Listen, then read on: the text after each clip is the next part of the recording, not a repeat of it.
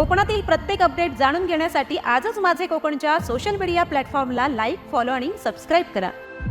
नमस्कार, मी प्रणाली भोसले. माझे कोकणच्या बातमीपत्रात आपल्या सर्वांचं मनपूर्वक स्वागत करते.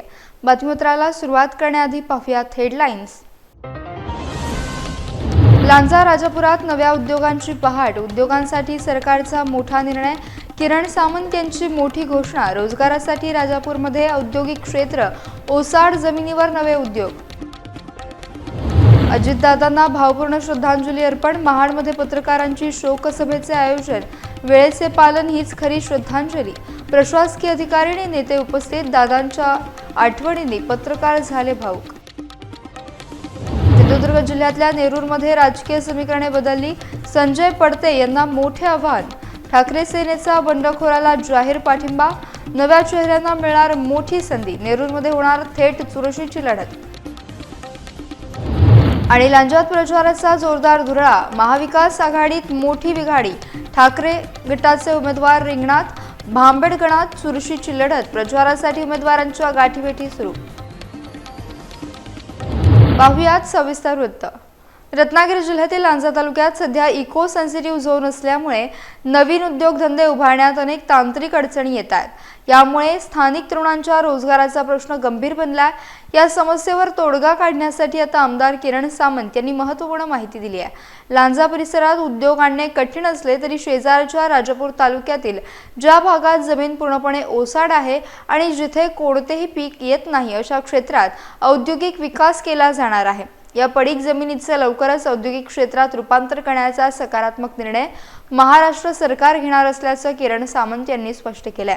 या निर्णयामुळे कोकणातील सुशिक्षित बेरोजगारांना हक्काचा रोजगार उपलब्ध होणार असून संपूर्ण परिसराच्या आर्थिक विकासाला मोठी गती मिळणार आहे. सरकारच्या महत्त्वाकांक्षी पावलामुळे स्थानिकांमध्ये आता आनंदाचं वातावरण आहे. लवकरच या प्रकल्पाची अधिकृत घोषणा होणार असून यामुळे लांजा आणि राजापूर परिसराचा चेहरा मोहरा बदलण्यास निश्चितपणे मोठी मदत होणार आहे. रोजगार आपल्या गावातील बरीचशी लोक स्थलांतरित होतात, त्यांच्याकडे रोजगार उपलब्ध होतात. परंतु रोजगार उपलब्ध होण्याकरता आपल्या तालुक्यामध्ये बरीचशी जागा उद्योगधंदे येण्याकरता बरीचशी जागा इको सेन्सिटिव्हमध्ये असल्यामुळे आपल्या तालुक्यामध्ये आपण नवीन उद्योगधंदे आणू शकणार नाही आहोत. आणि ह्याला पर्याय म्हणून राजापूर तालुक्यात जो मोठा भाग आहे ज्या भागामध्ये काहीच दिसत नाही असा भाग औद्योगिक क्षेत्रामध्ये त्याचं रूपांतर करून त्या ठिकाणी औद्योगिकरण करण्याचा निर्णय देखील महाराष्ट्र सरकारने घेतला आहे. याची घोषणा महाराष्ट्र राज्याचे मुख्यमंत्री आणि उपमुख्यमंत्री आणि उद्योगमंत्री हे लवकरात लवकर करतील. आणि आपल्याला या ठिकाणी स्वतःच्या पायावर उभं राहण्याकरता ज्या ज्या शासकीय योजना आहेत त्या देखील आपल्याला पुरवल्या जातील किंवा आपल्याला जे त्याच्याकरता लागणारे कोर्सेस असतील, कौशल्य विकासाचे कोर्सेस असतील हे देखील पुरवण्यासाठी आम्ही शिवसेना किंवा महायुती म्हणून कटिबद्ध आहोत. महाराष्ट्र राज्याचे उपमुख्यमंत्री अजित पवार यांचे विमान दुर्घटनेत दुर्दैवी निधन झाले. त्यांच्या निधनानंतर संपूर्ण राज्यावर शोककळा पसरली असून महाड शहर आणि तालुका पत्रकारांच्या वतीनं त्यांना भावपूर्ण श्रद्धांजली अर्पण करण्यात आली. बारामती येथील विद्याप्रतिष्ठानच्या मैदानावर अंत्यविधी पार पडल्यानंतर महाडमध्ये शोकसभा आयोजित करण्यात आली होती. यावेळी उपस्थित पत्रकारांनी अजितदादांच्या आठवणींना उजाळा दिला. त्यांचे वेळेचे काटेकोर नियोजन आणि सडेतोड स्वभाव याबद्दल मान्यवरांनी आपल्या भावना व्यक्त केल्या. वेळेचे बंधन पाळणे हीच त्यांना खरी श्रद्धांजली ठरेल असं मत पत्रकारांनी व्यक्त केलं. या कार्यक्रमाला तहसीलदार महेश शितोळे, पोलीस निरीक्षक रमेश तडवी, अनिल जाधव यांच्यासह नगराध्यक्ष संदीप जाधव आणि शिवसेना नेते विकास गोगावले उपस्थित होते. सर्व क्षेत्रातील मान्यवरांनी उपस्थित राहून दादांच्या कार्याचा गौरव केला. पत्रकार आणि अजितदादांचे असलेले जिव्हाळ्याचे नाते या सभेच्या माध्यमातून पुन्हा एकदा अधोरेखित झाले. सर्व उपस्थितांनी शांतता राखून आपल्या लाडक्या नेत्याला निरोप दिला. कुडाळ तालुक्यातील नेरूर जिल्हा परिषद मतदारसंघात राजकीय समीकरणे वेगाने बदलली आहेत. इथे महायुतीचे उमेदवार संजय पडते यांच्या विरोधात भाजपचे बंडखोर उमेदवार रुपेश पावसकर यांनी नेरूर पंचक्रोशी ग्रामविकास आघाडीतर्फे मोठं आव्हान उभं केलं. विशेष म्हणजे शिवसेना उद्धव बाळासाहेब ठाकरे पक्षानं या आघाडीला आपला जाहीर पाठिंबा दिला. सुरुवातीला ठाकरे गटाचे विजय लाड आणि अपक्ष मंगेश बांदेकर रिंगणात होते, मात्र त्यांनी अर्ज मागे घेतल्यानं आता ही लढत थेट होणार आहे. माजी आमदार वैभव नाईक यांनी यावेळी नेहमीच्या चेहऱ्यांऐवजी नवीन नेतृत्वाला संधी देण्यासाठी निर्णय घेतला असल्याचं सांगितलं. यामुळे इतर ठिकाणी महायुती विरुद्ध ठाकरे सेना सामना असला तरी नेरूरमध्येही निवडणूक वेगळ्या वळणावर आली आहे। भाजपच्या बंडखोरीमुळे आणि ठाकरे सेनेच्या पाठिंब्यामुळे महायुतीसमोर मोठं संकट निर्माण झालं असून येथील निवडणुकीच्या निकालाकडे आता सर्वांचं लक्ष लागून राहिलं आहे। नेरूर जिल्हा परिषद मतदारसंघामध्ये शिवसेनेचे उमेदवार आमचे लाड या ठिकाणी उभे होते। दोन्ही पंचायत समितीचे उमेदवार शिवसेना उद्धव बाळासाहेब ठाकरेंच्या उभ्या होत्या। परंतु नेरूर गावातील सगळ्या ग्रामस्थांनी एक विनंती केली आणि सगळ्यांनी ठरवलं की ह्यावेळी रुपेश पवारसारखा चांगला कार्यकर्ता कुठल्याही पक्षाचा झेंडा न घेता त्याला निवडून द्यायचं या गावातल्या ग्रामस्थांनी ठरवलं आणि मग शिवसेनेच्या सुद्धा कार्यकर्त्यांनी त्याला होकार दिला आणि आमच्या लाडाने उमेदवारी या ठिकाणी मागे घेतलेली आहे। शिवसेनेच्या पुरस्कृत म्हणून रुपेश पवारकर हे उमेदवार या ठिकाणी उभे आहेत आणि दोन्ही ठिकाणी आमच्या अर्चना बागे ज्या मागच्या वेळी ग्रामपंचायतच्या सरपंच होत्या, इथे आमच्या सौभाग्यवती नाईक मॅडम सुद्धा या ठिकाणी चांगलं काम करत होत्या।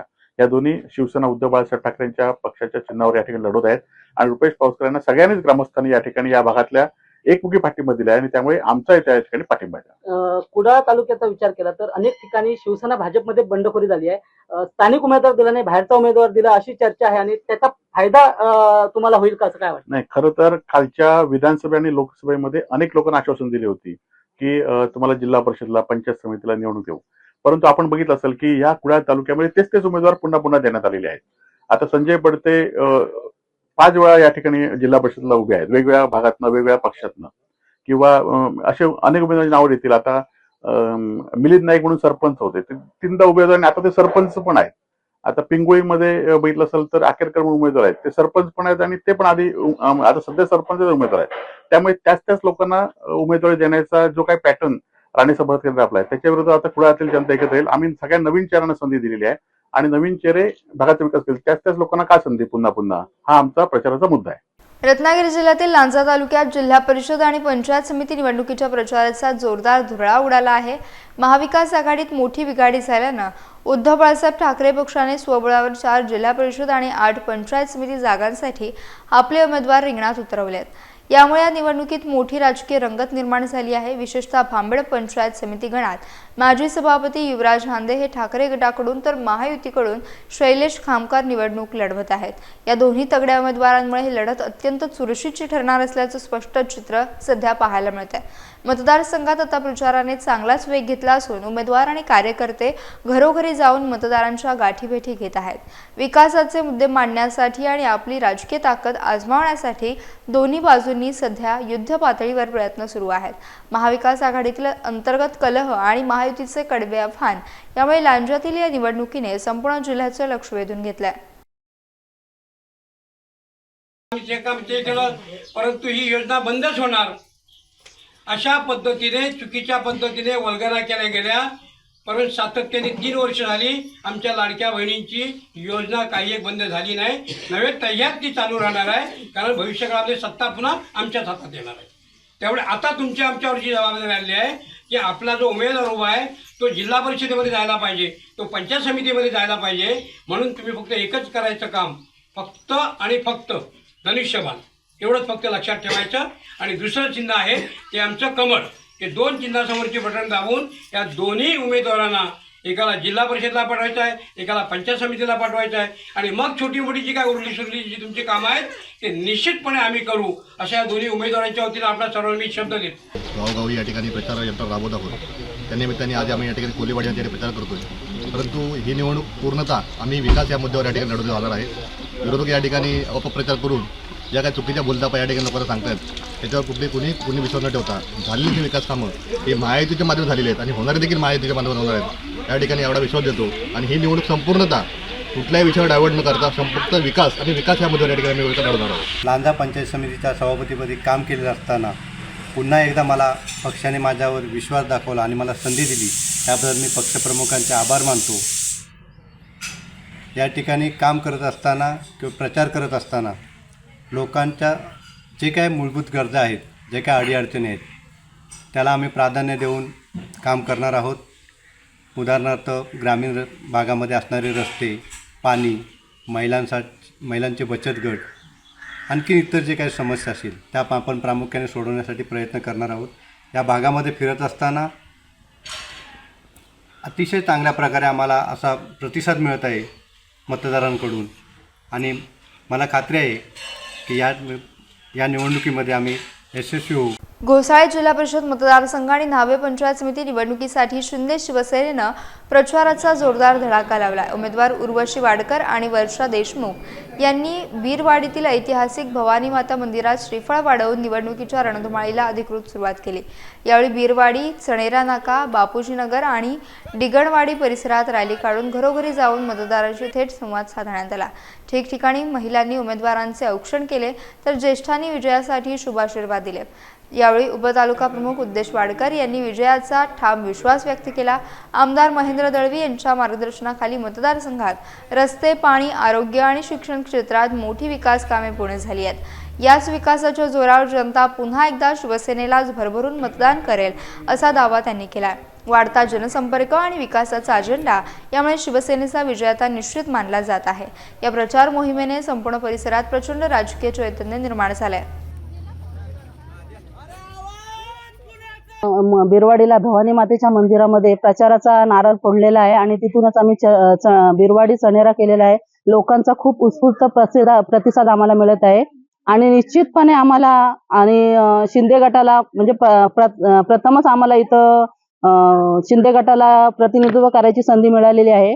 त्याच्यामुळे निश्चितच लोक आम्हाला संधी देतील आणि त्या संधीचं मी नक्की सोनं करेन अशी मला खात्री आहे. उपमुख्यमंत्री एकनाथजी शिंदे साहेबांनी अनेक महिलांसाठी योजना आणलेल्या आहेत. त्याच्यात लाडकी बहीण योजना असेल, वयोवृद्ध योजना असेल, त्याच्यानंतर लेख लाडकी आता नवीन योजना सुरू होते आणि अनेक प्रकारच्या योजना अजूनही 1500 लोकांना महिलांना मिळत नाही. त्याचा पुरेपूर फायदा महिलांना उठवून देण्याचा मी निश्चित प्रयत्न करेन. भवानी मातेचा दर्शन करून आम्ही प्रचाराला सुरुवात केलेली आहे आणि गेल्या म्हणजे कोरोना आणि चक्रीवादळ या पिरियड नंतर माननीय आमदार महेंद्र दळवी यांच्या माध्यमातून या संपूर्ण चंद्रा भाग असेल, भातसाई पट्टा असेल, जे विकासाची कामं केलेली आहे त्या विकासाच्या माध्यमातून जिथे जिथे जातो तिथून आम्हाला लोकांचा उत्स्फूर्त असा प्रतिसाद मिळत आहे.